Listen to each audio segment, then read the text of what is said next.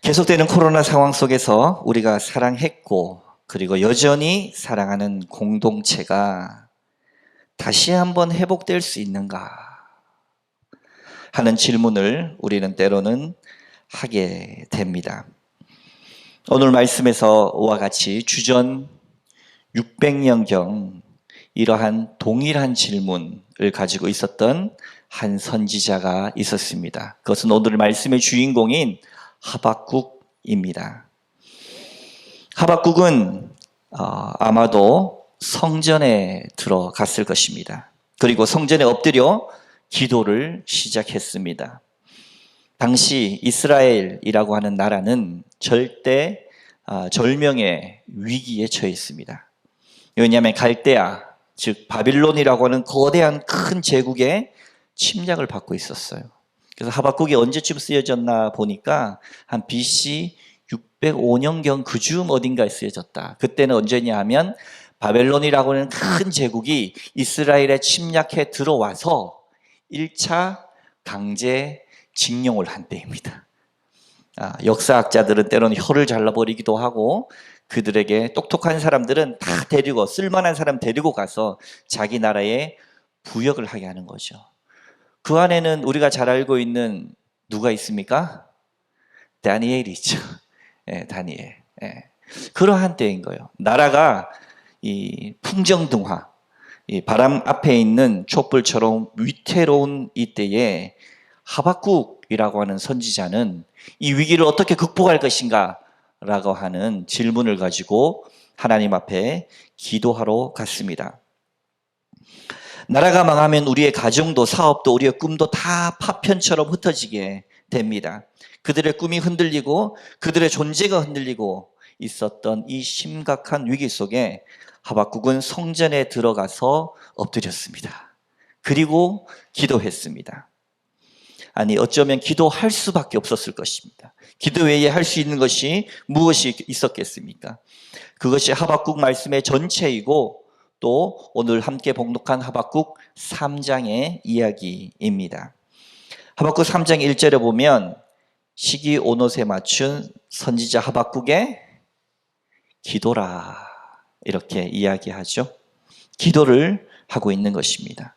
하박국의 기도는 다른 말로 표현하면 회복의 기도입니다. 오늘날 우리의 가정의 회복, 교회의 회복, 공동체의 회복, 나라와 민족의 회복을 위해 기도하지 않을 수 없는 이 시점에서 우리가 회복을 위해 기도할 때마다 우리는 구체적으로 무엇을 위해서 기도해야 할까요?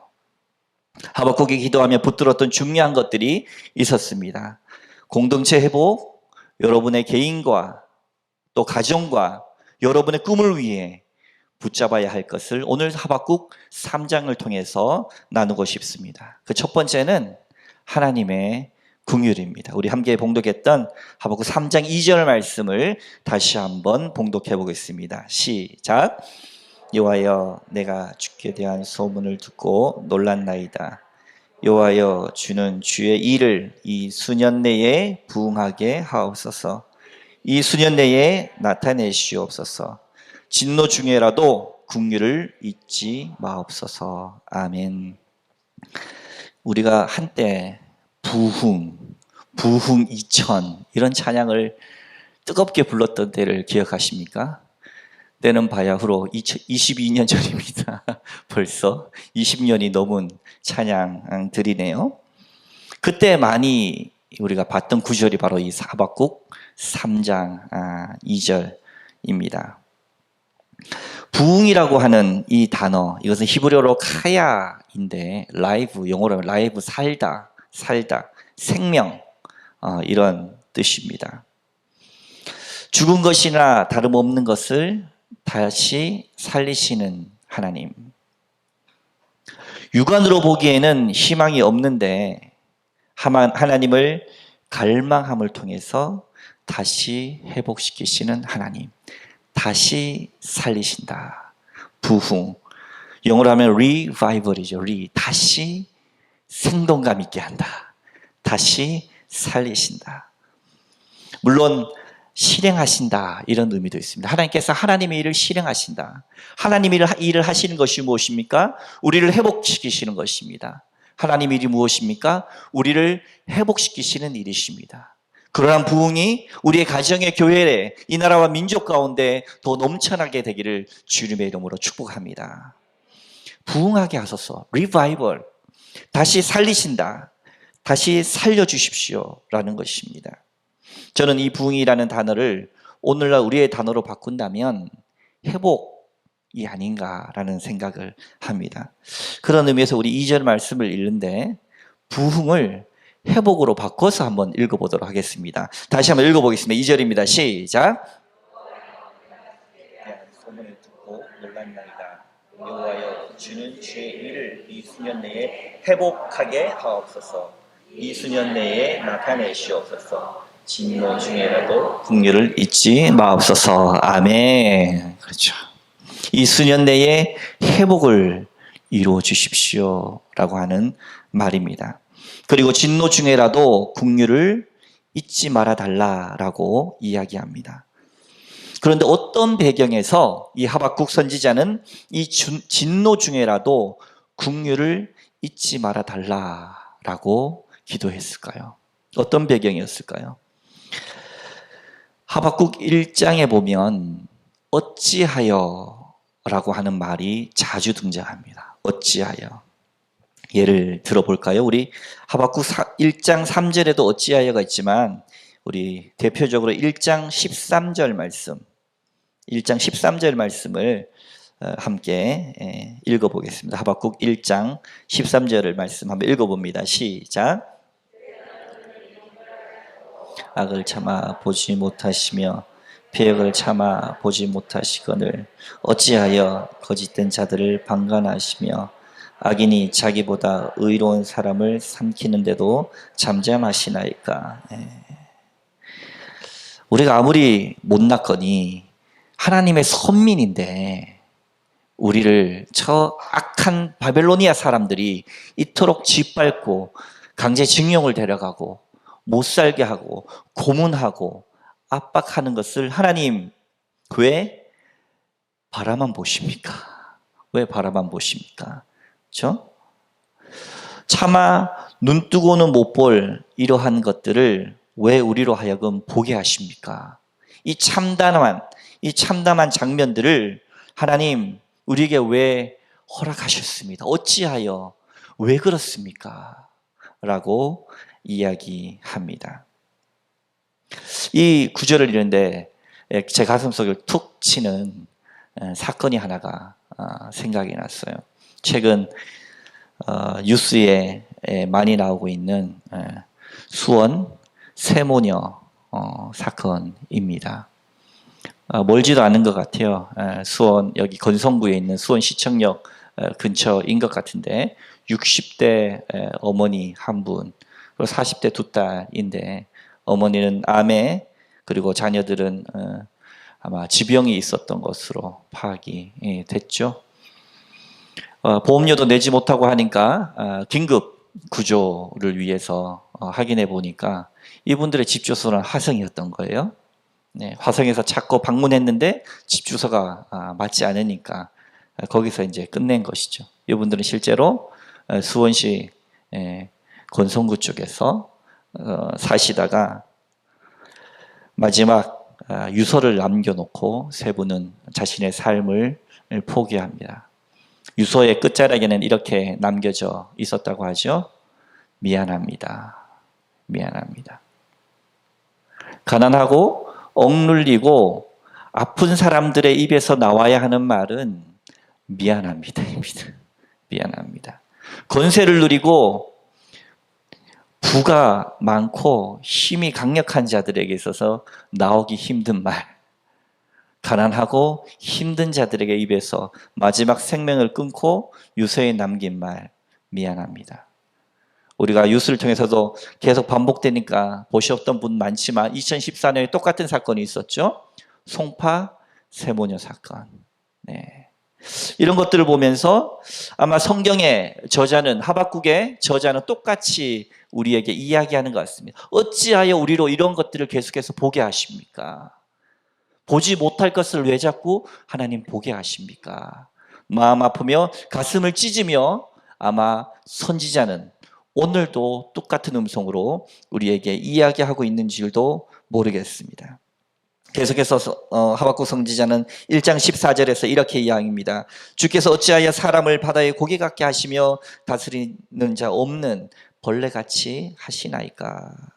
이러한 참담한 현실 속에서 오늘 우리가 봉독한 구절이 바로 하박국의 기도 3장 2절 말미, 진노 중에라도 긍휼을 잊지 마옵소서. 진노 중에라도 하나님 긍휼을 잊지 마옵소서. 갑자기 그 마음에 들었던 단어 중에 하나는 바로 진노라고 하는 단어. 어쩌면 우리가 한참 잘 나갈 때 우리는 교만했는지 모릅니다. 아무 문제 없을 때 우리는 교만했는지 모릅니다. 우리는 하나님을 소홀히 여겼고 또한 감사함을 잊어버렸는지도 모릅니다. 그래서 어떤 분은 인간이 언제 타락하냐? 감사한 것을 당연히 여길 때, 이 당연히라고 하는 말이 결국 우리를 타락하게 만든다. 감사한 것을 잃어버리는 겁니다. 그래서 하박국은 기도하는 겁니다. 이런 상황에서 우리는 한 번쯤 하나님의 교정이 필요했기 때문에 이것이 하나님의 진노라면 이 진노를 기꺼이 받아들이겠습니다. 하박국이 기도하는 거예요. 이 나라가 멸망하고 풍정 앞에서 처참하게 쓰러져가는 이 위기의 상황 속에서 하박국은 기도하면서 작정하는 겁니다. 하나님, 이것이 하나님의 진노라면 이 진노를 기꺼이 받아들이겠습니다. 그렇다면 하나님은 의로우시기 때문에 죄를 미워하시고 진노하실 수밖에 없는데 다만 하박국은 한 가지 더 기도했죠. 바로 진노 중에라도 무엇을 잊지 말아달라고요? 하나님의 긍휼. 제가 혼나야 된다면 혼나겠습니다. 제가 맞아야 된다면 맞겠습니다. 그런데 하나님, 그러한 진노 중에라도 긍휼은 잊지 말아 주십시오. 하나님은 자비하시고 노하기를 더디하시고 결국은 우리를 잘되기 원하시고 다시 살리기를 원하시고 회복키를 원하시는 그 하나님의 긍휼을 하나님 잊지 말아 주십시오. 우리가 하나님 앞에서 회복되기를 원하십니까? 하나님의 긍휼을 구하는 여러분 되시기를 주님의 이름으로 축원합니다.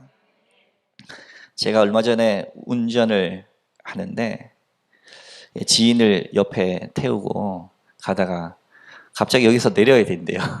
버스 정류장이 나오니까 갑자기 내려야 된대요. 그러니까 조금 더 지나면 이제 중앙 분리대도 있고 이렇게 옆에 나무들이 있어서 좀 내릴 수 없는 지경이라 내려야 된다니 제가 약간 급브레이크를 밟았죠. 끽 하고 섰어요. 그래서 내려주려고 했는데 갑자기 뒤에서 뿌앙 클래시 누르는 소리가 엄청 크게 들리는 거예요. 그 뒤를 제가 백미러를 보니까 뒤에 차가 따라온 줄 제가 몰랐었던 거예요. 저도 놀란 나머지 내려주지도 못하고 또 앞으로 나갔어요. 앞으로 나가니까 이 사람 열이 받은 거예요. 얼마나 열이 받았는지 막 가속 페달을 밟고 제 옆으로 왕 하고 오더니 막 빵빵 크래시를 누르면서 창문을 슉 내리는 거예요. 제가 얼마나 놀랐겠어요. 제가 어떻게 했겠습니까? 도망갔었어야 되는데. 저도 창문을 쫙 내려서 그분을 보면서 살짝 미소를 머금고 고개 숙여서 죄송합니다. 표정을 보니까 이렇게 욕을 하려고 얼굴이 울그락불그락 한 번 더 죄송해요. 말을 못 하시더라고요. 저도 이렇게 한마디 뭘 그렇게 크러쉬를 눌려요 이렇게 한마디 해줘야 때는 왔다 하고 막 퍼부을 텐데 창문을 내서 제가 죄송합니다 하니까 뭐 박은 것도 아니고 죄송하다는데 어쩌겠어요. 예, 황당하게 한 3초 정도 쳐다보시더니 가시더라고요.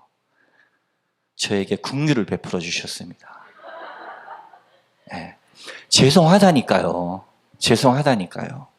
제가 죄송하다니까.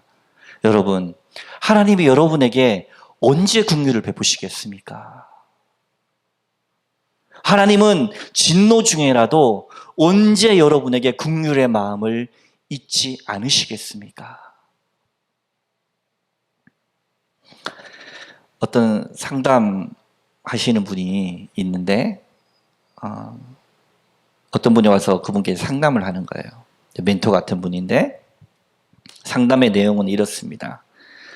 삼형제가 있는데 부모님이 돌아가셔서 좀 유산이 꽤 있었던 것 같아요. 그러니까 삼형제가 분란이 난 겁니다. 나는 첫째니까. 그래서 내가 집안일을 더 많이 했으니까 등등 하면서 더 많이 가지겠다고 많은 분란을 일으켰습니다. 셋째는 그게 꼴보기 싫은 거예요. 꼴보기 싫은 거예요. 그래서 이 멘토분에게 와서 이렇게 이야기합니다. 저는 돈도 싫고 다 싫습니다. 제발 좀 안 싸웠으면 좋겠어요. 힘들어 미치겠어요. 그랬더니 이 상담하시는 분이 셋째 아들을 가만히 보시면서 이렇게 이야기했다지요. 제가 봤을 때는 셋째 아드님이 고집이 가장 센 것 같은데요. 제가 뭘 어쨌는데 저는 잘 지냈으면 좋겠다고 말한 것밖에 없는데 사람이 돈을 보면 욕심이 생길 수 있죠. 근데 그러지 않는다고 이렇게 불평불만하고 잘 지내고 싶은 고집이 더 센 것 같다고. 셋째의 그 마음, 잘 지내야 한다라고 하는 본인의 그 생각대로 이루어지지 않은 것에 대한 고집이 훨씬 더 센 것 같다고, 저 사람들보다. 그렇게 이야기하면서 셋째 아들을 깨우쳐 줬습니다. 잘 지내기를 원한다면 잘 못 지내는 것을 안타까워 하지만 나는 거기에서 자유할 수는 없을까요? 그것을 불평하고 문제 삼고 결국에는 그 다른 형들과 똑같이 형들을 미워하는 것이 뭐가 다릅니까? 결국 셋째도 똑같은 마음을 내고 있는 것이죠. 사실은 본인은 형들보단 나아. 나는 형들보단 나아. 왜? 난 돈 필요 없어. 난 잘 지내는 거. 정말 누가 봐도 정당한 이것을 고집하고 있으니까. 근데 불편한 마음은 똑같았다라고 하는 사실입니다. 우리는 무엇을 고집하며 내려놓지 못하고 있습니까? 내 주장은 하나님 보시기에 맞다고. 내 주장은 누가 봐도 옳다고 고집하고 있지는 않습니까? 그것을 내려놓을 때, 그것조차 내려놓을 때 하나님의 긍휼이 있는 줄로 믿으시기 바랍니다. 하나님은 긍휼하신 하나님이십니다. 그러나 그 긍휼을 입기 위해서 회개하는 사람, 그 긍휼을 입기 위해서 내려놓는 사람에게 하나님의 긍휼이 있는 줄로 믿으시기 바랍니다. 교회 생활을 하다 보면 저는 가끔 그렇게 생각합니다. 혼자 산에서 신앙생활하면 조금 더 멋지게 할 수 있을 것 같은데, 혼자 산에서 신앙생활하면 금방 진리에 닿을 수 있을 것 같은데, 나를 불편하게 하는 사람도 없고 꼴 사나운 김집사도 없고 아무도 없으면 내가 더 빨리 저 천상의 세계에 존재하는 그 아주 도에 빨리 있다할 것 같은데, 예수 닮은 사랑의 존재가 더 빨리 될 것 같은데, 왜 하필이면 이 땅 가운데 두 발을 디디고 꼴보기 싫은 김집사도 봐야 되고, 이곳에서 나와 다른 사람도 만나야 되고, 다른 색깔의 사람도 만나야 되고, 다양한 의견도 들어야 하고. 하나님은 그 속에서 내려놓으시기를 원하십니다. 하나님은 그 속에서 돌이켜가기를 원하십니다. 그때 하나님의 긍휼이 임합니다. 우리 3장 17절 그리고 18절 말씀 봉독하겠습니다. 3장 17절과 18절입니다. 시작.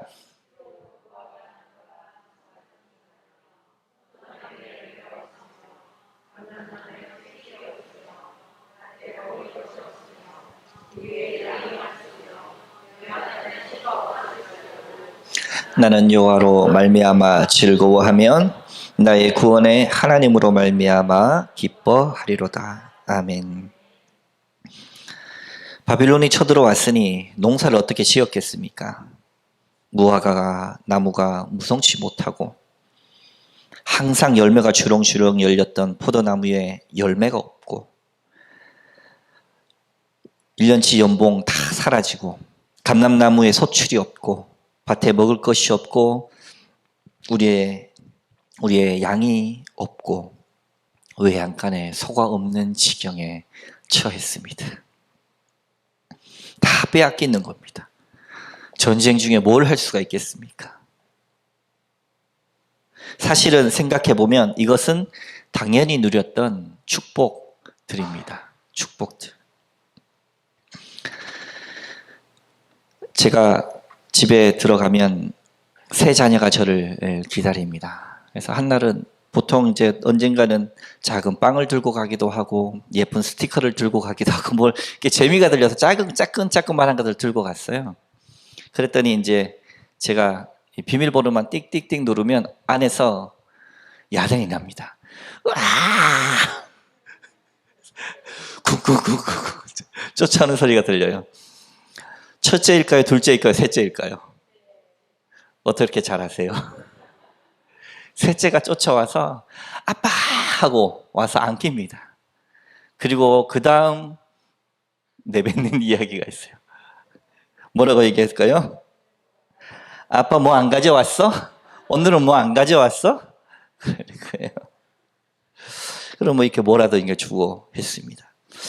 이렇게 한 번씩 그러는데 그 순간 갑자기 내가 하나님 앞에서 이러고 있지 않나라는 생각이 들었습니다.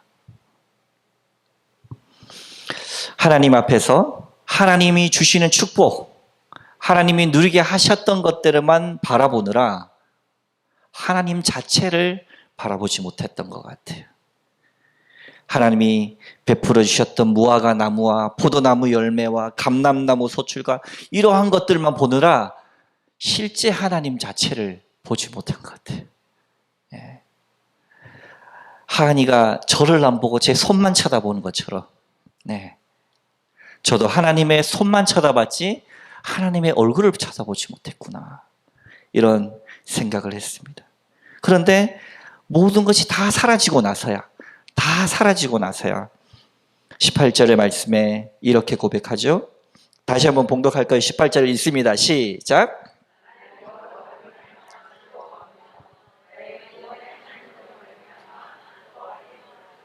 아멘. 하나님의 긍휼하심을 바라며 그분의 임재 앞에서 우리의 삶이 회복되어지시기를 주님의 이름으로 축복합니다.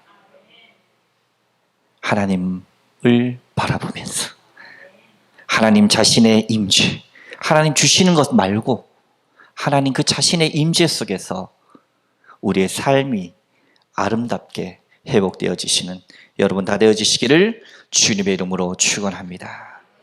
기도하겠습니다.